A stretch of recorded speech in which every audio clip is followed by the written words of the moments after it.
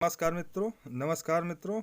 आज मैं आपके सामने नई कहानी लेकर प्रस्तुत हुआ हूँ जो कि मुंशी प्रेमचंद द्वारा लिखित कहानी है।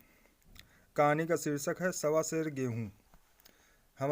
उससे पहले हमारे चैनल को लाइक और सब्सक्राइब करें ताकि आपको नई कहानियों के बारे में सूचना मिल सके। तो आइए मित्रों, शुरू करता हूँ नई कहानी सवा सेर गेहूँ। किसी गरीब गांव में शंकर नाम का एक कुर्मी किसान रहता था। सीधा साधा गरीब आदमी था, अपने काम से काम, न किसी के लेन में न देने में। छक्का पंजा न जानता था, छल प्रपंच की उसे छूत भी न लगी थी। ठगे जाने की चिंता न थी, ठग विद्या न जानता था। भोजन मिला खा लिया, न मिला चबेने पर काट दी, चबेना भी न मिला तो पानी पी लिया और राम का नाम लेकर सो रहा। किंतु जब कोई अतिथि द्वार पर आ जाता था तो उसे उस निमित्त मार्ग पर का त्याग करना पड़ता था। विशेषकर जब साधु महात्मा पदार्पण करते थे तो उसे अनिवार्यता सांसारिक रिक्ता की शरण लेनी पड़ती थी। खुद भूखा सो सकता था, पर साधु को कैसे भूखा सुलाता। भगवान के भक्त ठहरे। एक दिन संध्या समय एक महात्मा ने आकर उसके द्वार पर डेरा जमाया। तेजस्वी मूर्त थी, पीतांबर गले में, जटा सिर पर, पीतल का कमंडल हाथ में, खड़ाऊ पैर में, ऐनक आंखों पर। संपूर्ण वेश उन महात्माओं का साथ था जो रईसों के प्रसादों में तपस्या, हवा गाड़ियों पर देव स्थानों की परिक्रमा और योग सिद्धि प्राप्त करने के लिए रुचिकर भोजन करते हैं। घर में जौ का आटा था, वह कैसे उन्हें खिलाता। प्राचीन काल में जौ का चाहे जो कुछ महत्व रहा हो, पर वर्तमान युग में जौ का भोजन सिद्ध पुरुषों के लिए दुष्पाच्य होता है। बड़ी चिंता हुई, महात्मा जी को क्या खिलाऊं। आखिर निश्चय ही किया कि कहीं से गेहूं का आटा उधार लाऊं, पर गांव भर में गेहूं का आटा न मिला। गांव में सब मनुष्य ही मनुष्य थे, देवता एक भी न था। अतएव देवताओं का खाद्य पदार्थ कैसे मिलता। सौभाग्य से गांव के विप्र महाजन महाराज के यहाँ थोड़े से मिल गए। उनके सवा सेर गेहूं उधार लिया और स्त्री से कहा कि पीस दे। महात्मा ने भोजन किया, लंबी तान कर सोए, प्रातःकाल आशीर्वाद देकर अपनी राह ली। विप्र महाराज साल में 2 बार खलिहानी लिया करते थे। शंकर ने दिल में कहा, सवा सेर गेहूं इन्हें क्या लौटाऊं, पसेरी के बदले कुछ ज्यादा खलिहानी दे दूं। यह भी समझ जाएंगे, मैं भी समझ जाऊंगा। चैत में जब विप्र जी पहुंचे तो उन्हें 1.5 पसेरी के लगभग सवा गेहूं दिया और अपने को उऋण समझकर उसकी कोई चर्चा न की। विप्र जी ने फिर न मांगा। सरल शंकर को क्या मालूम था कि यह सवा सेर गेहूं चुकाने के लिए मुझे दूसरा जन्म लेना पड़ेगा। 7 साल गुजर गए। विप्र से महाजन हुए, शंकर किसान से मजूर हो गया। उसका छोटा भाई मंगल उससे अलग हो गया था। एक साथ रहकर दोनों किसान करते थे, अलग होकर मजदूर हो गए। शंकर ने चाहा कि द्वेष की आग भड़कने ना पाए, किंतु परिस्थितियों ने उसे विवश कर दिया। जिस दिन अलग अलग चूल्हे जले हुए फूट फूट कर रोया। आज से भाई भाई शत्रु हो जाएंगे, एक रोएगा तो दूसरा हंसेगा, एक के घर में मातम होगा तो दूसरे के घर गुलगुले पकेंगे। प्रेम का बंधन, खून का बंधन, दूध का बंधन आज टूटा जाता है। उसने भागीरथ परिश्रम से कुल मर्यादा का वृक्ष लगाया था, उसे अपने रक्त से सींचा था। उसका जड़ से उखड़ना देखकर उसके हृदय के टुकड़े हुए जाते थे। 7 दिनों तक उसने दाने की सूरत तक न देखी। दिन भर जेठ की धूप में काम करता, रात को मुंह लपेट कर सो रहता। इस भीषण वेदना और दुस्सह कष्ट ने रक्त ही जला दिया, मांस और मज्जा को घुला दिया। बीमार पड़ा तो महीनों खाट से न उठा। अब गुजर बसर कैसे हो। 5 बीघे के आधे खेत रह गए, एक बैल रह गया। खेती क्या खाक होती है। अंत को यहाँ तक नौबत पहुंची कि खेती केवल मर्यादा रक्षा का साधन मात्र रह गई। जीविका का भार मजदूरी पर आ पड़ा।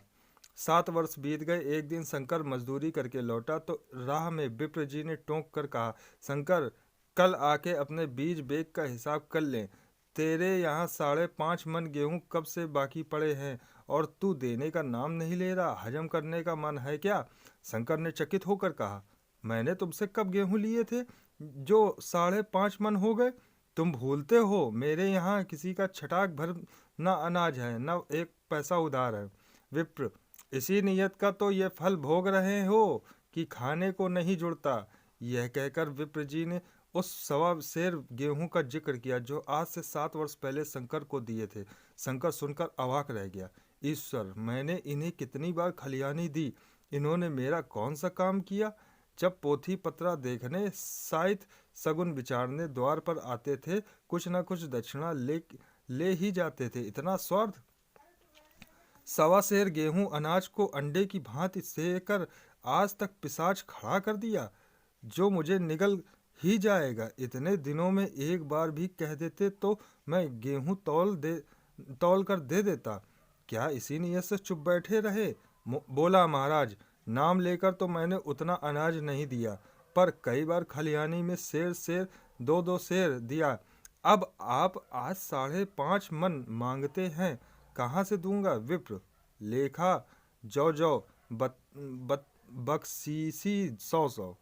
लेखा जाओ जाओ, बख्शीसी 100-100। तुमने जो कुछ दिया होगा उसका कोई हिसाब नहीं। चाहे एक ही जगह 4 पसेरी दे दो, तुम्हारे नाम बही में 5.5 मन लिखा हुआ है, जिससे चाहे हिसाब लगवा लो। दे दो तो तुम्हारा नाम छेंक दूं, नहीं तो और भी बढ़ता रहेगा। शंकर, पांडे, क्यों एक गरीब को सताते हो? मेरे खाने का ठिकाना नहीं, इतना गेहूं किसके घर से लाऊंगा? विप्र, जिसके घर से चाहे लाओ, मैं छटाक भर भी न छोड़ूंगा। यहाँ न दोगे, भगवान के घर तो दोगे? शंकर कांप उठा। हम पढ़े लिखे आदमी होते तो कह देते, अच्छी बात है, ईश्वर के घर ही देंगे। वहाँ की तौल यहाँ से कुछ बड़ी तो न होगी, कम से कम इसका कोई प्रमाण हमारे पास नहीं, फिर उसकी क्या चिंता। किंतु शंकर इतना तार्किक, इतना व्यवहार चतुर न था। एक तो ऋण, वह भी ब्राह्मण का, बही में नाम रह गया तो सीधे नरक जाऊंगा, इस ख्याल ही से उसे रोमांच हो गया। बोला, महाराज, तुम्हारे जितना होगा यही दूंगा, ईश्वर के यहाँ क्यों दूं? इस जन्म में तो ठोकर खा ही रहा हूँ, उस जन्म के लिए क्यों कांटे बोऊं? मगर यह कोई न्याय नहीं। तुमने कराई का पर्वत बना दिया, ब्राह्मण होकर तुम्हें ऐसा नहीं करना चाहिए था। उसी घड़ी तगादा कर लिया होता तो आज मेरे सिर पर इतना बड़ा बोझ क्यों न पड़ता। मैं तो दूंगा, लेकिन तुम्हें भगवान के यहाँ जवाब देना पड़ेगा। विप्र, वहाँ का डर तुम्हें होगा, मुझे क्यों होने लगा? वहाँ तो सब अपने ही भाई बंधु हैं, ऋषि मुनि सब तो ब्राह्मण ही हैं, देवता ब्राह्मण हैं, जो कुछ बने बिगड़ेगा संभाल लेंगे। तो कब देते हो? शंकर, मेरे पास रखा तो है नहीं, किसी से मांग जांच कर लाऊंगा तभी न दूंगा। विप्र, मैं ना मानूंगा, 7 साल हो गए, अब एक दिन का भी मुलाहिजा न करूंगा। गेहूं नहीं दे सकते, दस्तावेज लिख दो। शंकर, मुझे तो देना है, चाहे गेहूं लो चाहे दस्तावेज लिखाओ, किस हिसाब से दाम रखोगे? विप्र, बाजार भाव 5 सेर का है, तुम्हें 5.25 सेर का काट दूंगा। हिसाब लगाया तो गेहूं के दाम 60 रुपये हुए और 60 रुपये का दस्तावेज लिखा। 3 रुपये सैकड़े सूद, साल भर में न देने पर सूद का दर 3.5 रुपये सैकड़े, 12 आने का स्टाफ, 1 रुपये दस्तावेज की तहरीर शंकर को ऊपर से देनी पड़ी। गांव भर ने विप्र जी की निंदा की, लेकिन मुंह पर नहीं। महाजन से सभी का काम पड़ता है, उसके मुंह कौन आए। शंकर ने साल भर तक कठिन तपस्या की। मियाद के पहले रुपया अदा करने का उसने व्रत सा कर लिया। दोपहर को पहले भी चूल्हा न जलता था, चबेने पर बसर होती थी, अब वह भी बंद हुआ। केवल लड़के के लिए रात को रोटियां रख दी जाती थी। पैसे रोज का तंबाकू पी जाता था, यही एक व्यसन था जिसका वह कभी त्याग न कर सका। अब वह व्यसन भी इस कठिन व्रत की भेंट हो गया। उसने चिलम पटक दी, हुक्का तोड़ दिया और तंबाकू की हांडी चूर चूर कर डाली। कपड़े पहले भी त्याग कर चरम सीमा पर तक पहुंच चुके थे, अब वह प्रकृति की न्यूनतम रेखा में आबद्ध हो गए। शिशिर की अस्थि बेधक शीत को उसने आग ताप कर काट दिया। इस ध्रुव संकल्प का फल आशा से बढ़कर निकला। साल के अंत में उसके पास 60 रुपये जमा हो गए। उसने समझा, पंडित जी को इतने रुपए दे दूंगा और कहूँगा, महाराज, बाकी रुपए भी जल्द ही आपके सामने हाजिर करूंगा। 15 रुपये की तो और बात है, क्या पंडित जी इतना भी न मानेंगे। उसने रुपए लिए और लेकर पंडित जी के चरण कमलों पर अर्पण कर दिए। पंडित जी विस्मित होकर पूछा, किसी से उधार लिए हैं? शंकर, जी महाराज, नहीं महाराज, आपके असीम से अब की मजदूरी अच्छी मिली। विप्र, लेकिन यह तो 60 रुपए ही हैं। शंकर, हाँ महाराज, इतने अभी ले लीजिए, बाकी मैं 2-3 दिन महीने में दे दूंगा। मुझे ऋण कर दीजिए। विप्र, ऋण तो तभी होगे जब कि मेरी कौड़ी कौड़ी चुका दोगे। जाकर मेरे 15 रुपए और लाओ। शंकर, महाराज, इतनी दया करो, अब सांझ की रोटियों का भी ठिकाना नहीं। गांव में हूँ तो कभी दे ही दूंगा। विप्र, मैं ये रोग नहीं पालता, ना बहुत बातें करना जानता हूँ। अगर मेरे पूरे रुपए ना मिलेंगे तो आज से 3.5 रुपए सैकड़े का ब्याज लगेगा। अपने रुपए चाहे अपने घर में रखो, चाहे मेरे यहाँ छोड़ जाओ। शंकर, अच्छा, जितना लाया हूँ उतना रख लीजिए, मैं जाता हूँ, कहीं से 15 रुपए और लाने की फिक्र करता हूँ। शंकर ने सारा गांव छान मारा, मगर किसी ने रुपए ना दिए। इसलिए नहीं कि उसका विश्वास न था या किसी के पास रुपए न थे, बल्कि इसलिए कि पंडित जी के शिकार को छेड़ने की किसी की हिम्मत न थी। क्रिया क्रिया के पश्चात प्रतिक्रिया नैसर्गिक नियम है। शंकर साल भर तक तपस्या करने पर भी जब ऋण से मुक्त होने में सफल न हो सका तो उसका स्वयं निराशा के रूप में परिणत हो गया। उसने समझ लिया कि जब इतना कष्ट सहने पर भी साल भर में 60 रुपए से अधिक न जमा कर सका तो अब और कौन सा उपाय है जिसके द्वारा इससे दूने रुपए जमा हों। जब सिर पर ऋण का बोझ ही लादना है तो क्या मन भर का और क्या सवा मन का। उसका उत्साह क्षीण हो गया, मेहनत से घृणा हो गई। आशा उत्साह की जननी है, आशा में तेज और बल है, जीवन है। आशा ही संचालक शक्ति है। शंकर आशाहीन होकर उदासीन हो गया। वह जरूरतें जिनको उसने साल भर तक टाल रखा था अब द्वार पर खड़ी होने वाली भिक्षाटनी न थी, बल्कि छाती पर सवार होने वाली पिशाचिनी थी, जो अपनी भेंट लिए बिना जान नहीं छोड़ती। कपड़ों में चकत्तियों के लगने की भी एक सीमा होती है। जब शंकर को चिट्ठा मिलता तो वह रुपए जमा न करता, कभी कपड़े लाता, कभी खाने की कोई वस्तु। जहाँ पहले तम्बाकू ही पिया करता था अब वह वहाँ अब गांजे और चरस का चस्का भी लगा। उसे अब रुपए अदा करने की कोई चिंता न थी, मानो उसके ऊपर किसी का एक पैसा भी न आता। पहले जूड़ी चढ़ी होती थी वह पर वह काम करने अवश्य जाता था, अब काम पर न जाने के लिए बहाना खोजा करता है। इस भांति 3 वर्ष निकल गए। विप्र जी महाराज ने एक बार फिर तगाजा न किया। वह चतुर शिकारी की भांति अचूक निशाना लगाना चाहते थे। पहले से शिकार को चौंकाना उनकी नीति के विरुद्ध था। एक दिन पंडित जी ने शंकर को बुलाकर हिसाब दिखाया। 60 रुपए तो जमा थे। वह मिन्हा करने पर अब भी शंकर के जिम्मे 120 रुपए ही निकले। शंकर, इतने रुपए तो उसी जन्म में दूंगा, इस जन्म में नहीं हो सकते। विप्र, मैं इसी जन्म में लूंगा, मूल ना सही सूद तो देना ही पड़ेगा। शंकर, एक बैल है वह ले लीजिए, एक झोपड़ी है वह ले लीजिए, और मेरे पास रखा क्या है। विप्र, मुझे बैल बधिया लेकर क्या करना है, मुझे देने को तुम्हारे पास बहुत कुछ है। शंकर, और क्या है महाराज। विप्र, कुछ नहीं, तुम तो हो, आखिर तुम भी कहीं मजदूरी करने जाते ही हो। मुझे भी खेती के लिए मजदूर रखना ही पड़ता है। सूद में तुम हमारे यहाँ काम किया करो, जब सुविधा हो मूल भी दे देना। सच तो यूँ है कि अब तुम किसी दूसरी जगह काम करने नहीं जा सकते। जब तक मेरे रुपए नहीं चुका दो, तुम्हारे पास कोई जायदाद नहीं है। इतनी बड़ी गठरी मैं किस एतबार पर छोड़ दूं? कौन इसका जिम्मा लेगा? तुम मुझे महीने महीने सूद देते जाओगे, और कहीं कमाकर जब तुम मुझे सूद भी नहीं दे सकते तो मूल की कौन कहे। शंकर, महाराज, सूद तो मैं काम करूंगा और खाऊंगा क्या।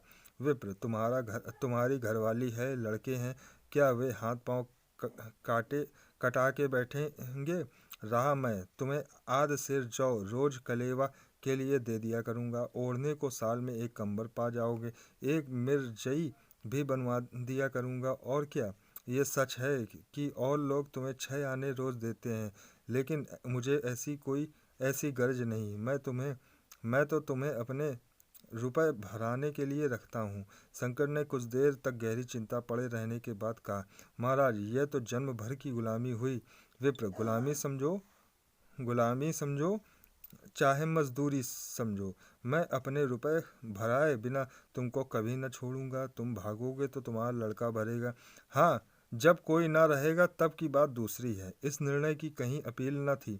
मजूर की जमानत कौन करता, कहीं शरण न थी, भागकर कहाँ जाता। दूसरे दिन से उसने विप्र जी के यहाँ काम करना शुरू कर दिया। 1.25 सेर गेहूं की बदौलत उम्र भर के लिए गुलामी की बेड़ी में पैरों डालनी पड़ी। इस उस अभागे उस अभागे को अब अगर किसी विचार से संतोष होता था तो वह यह था कि यह मेरे पूर्व जन्म का संस्कार है। स्त्री को वे काम करने पड़ते थे जो उसने कभी न किए। बच्चे दाने को तरसते थे, लेकिन शंकर चुपचाप देखने के सिवाय और कुछ न कर सकता था। वह गेहूं के दाने किसी देवता के सांप की भांति यवज्जीवन उसके सिर से न उतरे। शंकर ने विप्र जी के यहाँ 120 वर्ष तक गुलामी करने के बाद इस दुस्साह संसार से प्रस्थान किया। 120 रुपये अभी तक उसके सिर पर सवार थे। पंडित जी ने उस गरीब को ईश्वर के दरबार में कष्ट देना उचित न समझा। इतने निर्दयी न थे। उसके जवान बेटे की गर्दन पकड़ी। आज तक वह विप्र जी के यहाँ काम करता है। उसका उद्धार कब होगा भी या नहीं, ईश्वर ही जाने। पाठक, इस वृत्तांत को कपोल कल्पित न समझिए, यह सत्य घटना है। ऐसे शंकरों और ऐसे विप्रों से दुनिया खाली नहीं है। आशा करता हूँ आप सभी मित्रों को यह कहानी पसंद आई होगी। कृपया चैनल को लाइक और सब्सक्राइब अवश्य करें।